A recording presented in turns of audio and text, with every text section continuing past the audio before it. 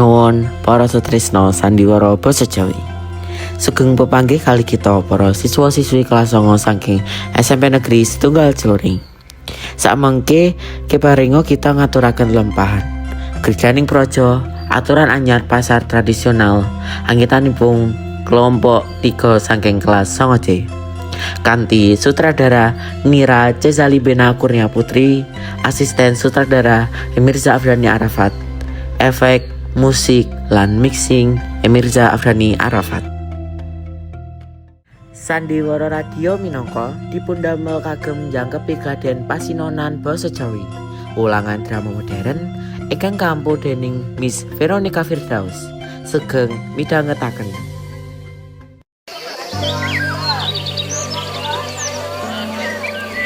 Bu Sari, Bu, rame tenan pasar dino iki ya? Iya mbak, nanging sing tuku ning nggon aku kok ora akeh. Saiki dodolan pancen ora mesti. Sing penting tetep sabar wae ya.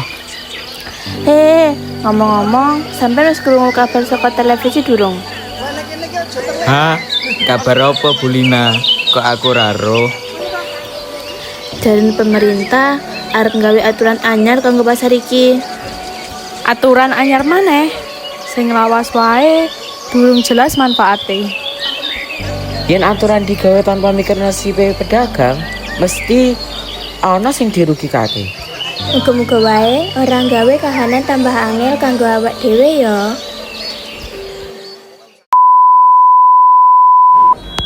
Tes. Assalamualaikum warahmatullahi wabarakatuh. Pemerintah daerah menyampaikan kebijakan baru terkait pengelolaan pasar tradisional. Kebijakan ini meliputi penyusian biaya, sewa lapak, pengaturan jam operasional, serta kelengkapan administrasi pedagang. Kebijakan ini bertujuan menciptakan pasar yang tertib, bersih, dan teratur. Kami berharap seluruh pedagang dapat mematuhi kebijakan ini. Demi kepentingan bersama, terima kasih. Assalamualaikum warahmatullahi wabarakatuh. Pak Budi, yen jam dagang diwatesi, penghasilane awak dhewe minangka bakul piye? Aku durung siap, nek kudu mbayar sewa ruko luwih larang. Pedagang mestine diajak rembukan dhisik.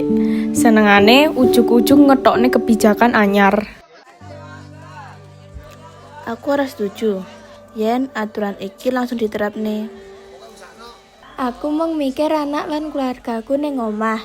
Yen duit sewa diundake, njur batiku dadi kurang akeh. Yen awak dhewe meneng wae, masa depan pedagang enom kaya aku pasti ora ono. Enak ya, wong-wong kuwi nggawe aturan saka ruangan sing adem. Sing kepanasan lan keluwen kaya awak dhewe dikongkon ngerti demi kepentingan bersama. Lah yo kuwi, jare wakil rakyat, nanging keputusane kok mung nuruti karepe dhewe. Rakyat mung diwajibke manut. Jajal sapa diantarane awak dhewe sing wani nemoni Pak Santoso, supaya suarane awak dhewe bisa dirungokake.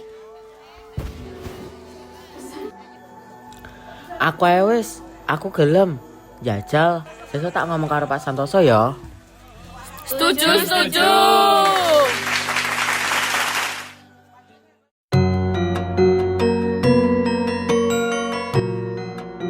Halo pemirsa, saya Dina, wartawan dari media lokal.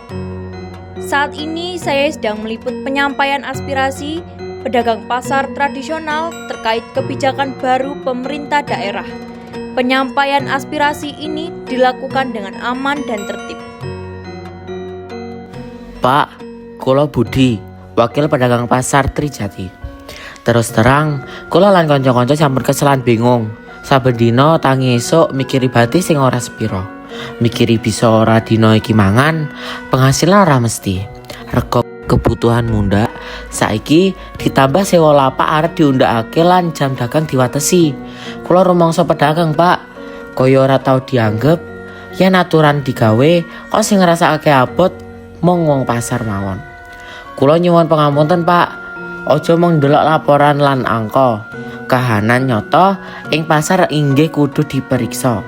Pedagang mung pingin diajak rembugan ben ora terus-terusan dadi korban kebijakan.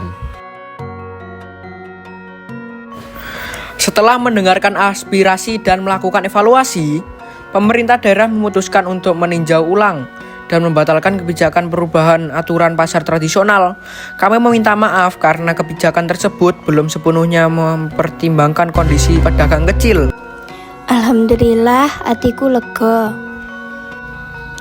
Iki bukti yen dialog antarane pemerintah lan warga kuwi penting. Matur nuwun wis ngrungokke swara rakyat, Pak. Lek arep gawe aturan anyar, rakyat dijak rembukan dhisik ya, Pak. Pak Budi, aku matur nuwun tenan. Sampeyan wis gelem dadi wakile awak dhewe para pedagang pasar iki. Gelem budal lan ngomong-ngomong karo Pak Santoso minangka pemerintah daerah. Iya, Pak Bud, matur nuwun. Mergo sampean gelem dadi penyambung lidah. Sewa pasar ora sida diundhakake. Senajan lan jam dodolan tetep diwatesi. Nanging ora kaya sadurunge. Awak dhewe isih bisa dodolan lan entuk bati. Nggih, Bu, sami-sami. Kita sedanten nggadhahi peran, Bu. Tekan kedadian iki nggarai aku sinau. Nesu wae ora cukup. Awak dhewe mung nesu karo aturan anyar. Yen gak golek solusine yen padha wae. Dadi kabeh kudu nganggo pikiran sing adem. Iki pengalaman penting kanggo pedagang enom kaya aku. Aku bakalan iling terus dina iki.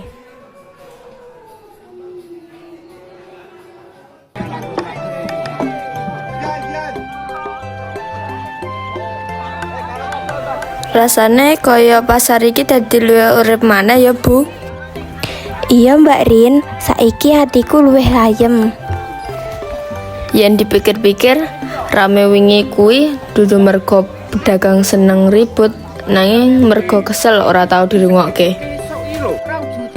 Bener, wong cilik kuwi ora njaluk luwih. Mong pengen urip ora tambah angel. Kadang aku mikir, nek sing gawe aturan tau ngrasake dodolan sedina wae, mesti bakal luwih ngerti. Hehehe, ya paling ora saiki wis ana pelajarane. Yen rakyat ngomong bareng, suarane ora gampang dilalekke. Iki dadi bukti yen rembukan kuwi luwih becik timbang paksaan.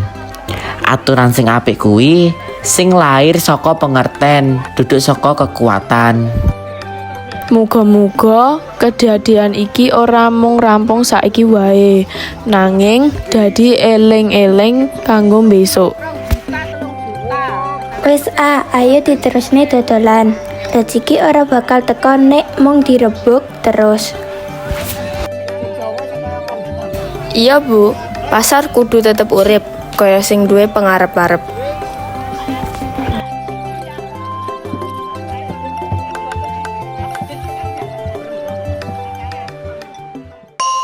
Selamat sore pemirsa.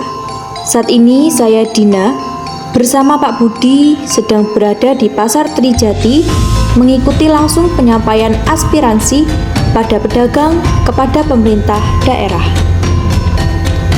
Permisi Pak, kula ganggu sedelo nggih. Oh alah, nggih Mbak, monggo-monggo. Pasar sakniki katingal langkung ayem, para pedagange sampun bali sadean malih.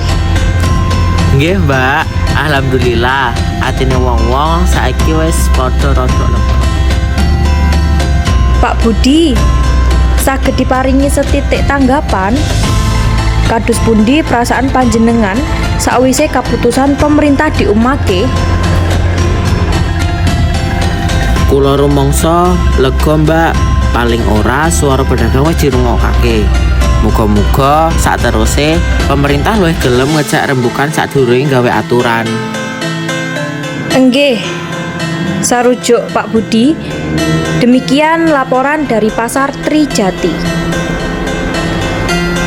Matur suwun banget Pak Budi.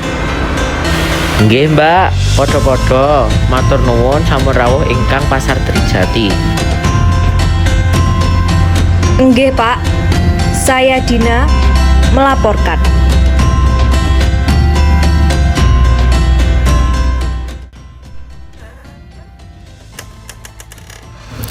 Saiki aku ngerti, kridane praja kuwi nyata. Keputusan saka dhuwur iso langsung krasa tekan ngisor. Iya, yen pemerintah ora ngrungokke rakyat sing krasa susah saben dina. Aku rumangsa aturan kuwi ora salah. Sing dadi masalah nek digawe tanpa dialog. Bener, negara kuwi ora mung soal kuwasa, nanging uga tanggung jawab marang wong cilik. Lan wong cilik kuwi mung njaluk siji, dianggep ana. Kedadian iki ngajari aku, protes ora kudu nganggo nesu wae. Lan meneng wae uga ora ngrampungke apa-apa. Yen swara rakyat disampaikke kanthi tertib lan becik, mesti ana sing ngrungokke. Muga-muga iki dadi piwulang kanggo kabeh pihak, ora mung kanggo pedagang. Ben pasar tetep jadi papan panguripan, dudu papan penderitaan.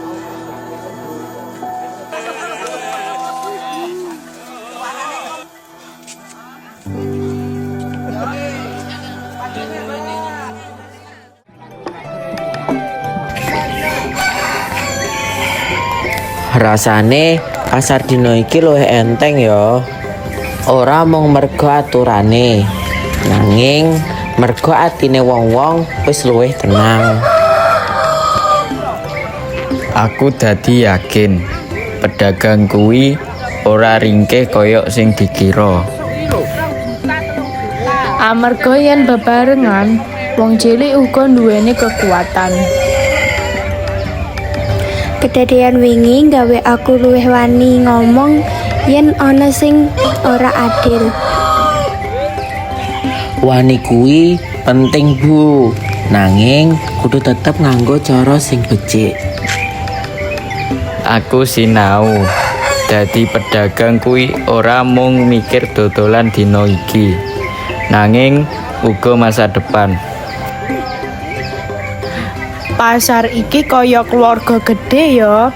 Yen siji krasa lara, liyane mesti ngrasake lara.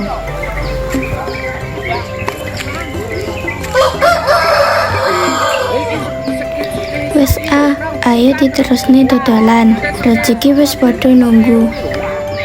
Lan pengarep-arep uga. Pasar urip, rakyat urip.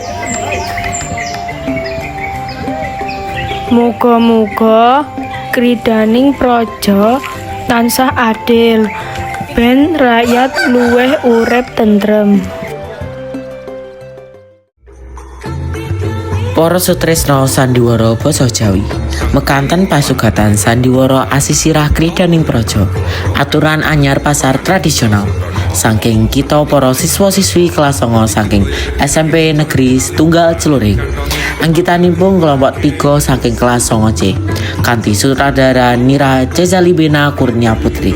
Asisten sutradara Emirza Afdani Arafat. Efek, musik lan mixing Emirza Afdani Arafat. Miwah para paraga, Pak Budi dening Emirza Afdani Arafat, Busari dening Oktadianita Safitri, Bulina dening Agustin Wulandari, Andi dening Reivano Adinata Utama, Mbak Rina dening Nira Jezalibena Kurnia Putri, Mbak Tika dening Sandrina Romadona, Dina dening Tirza Fania Larisa Nuelani, Pak Santoso dening Ade Dharma Putra. Matur nembah nuwun awit kawigatosan panjenengan. Mugi tansah kersa midhangetaken sandiwara basa Jawi. Mugi kanthi wontenipun sandiwara menika saged murakabi mupangati lan dados panglipur manahipun para sutresna sandiwara basa Jawi. Wekasanipun atur kanthi asesanti rum kuncaraning bangsa dumunung ing luhuring budaya. Nuwun.